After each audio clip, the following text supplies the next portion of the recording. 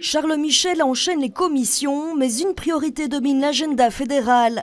Renforcer la lutte contre le terrorisme via une batterie de mesures qui devraient être adoptées vendredi au prochain Conseil des ministres. Par exemple, favoriser, dans l'hypothèse où des actes terroristes sont suspectés, des écoutes téléphoniques pour aider à déjouer de tels actes, faire en sorte aussi qu'on contrôle plus et mieux les réseaux sociaux, faire en sorte aussi que les services de renseignement belges et européens travaillent plus la main dans la main, qu'on puisse avoir plus d'informations pertinentes lorsque des personnes suspectées d'être radicales se déplacent dans l'espace Schengen. Pressés d'accélérer le tempo pour préparer ces mesures, les ministres de la Justice et de l'Intérieur.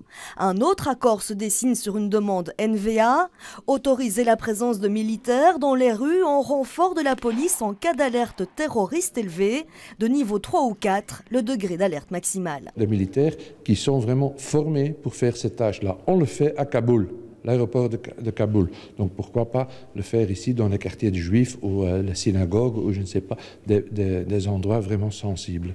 Un bémol dans cette armada de mesures, les économies annoncées au sein des services de sécurité. La Sûreté de l'État ou encore l'OCAM, l'organe en charge de l'analyse de la menace. Nous avons prévu dès le budget 2015, ont été votés au Parlement, des réserves, 300 millions d'euros. Il est certain que c'est d'abord les questions de priorité qui bénéficieront de ces moyens de réserve qui ont été programmés immédiatement. Le premier a lancé ce matin un appel à l'unité au-delà des clivages politiques contre le terrorisme. Une réaction de l'opposition entendu cet après-midi.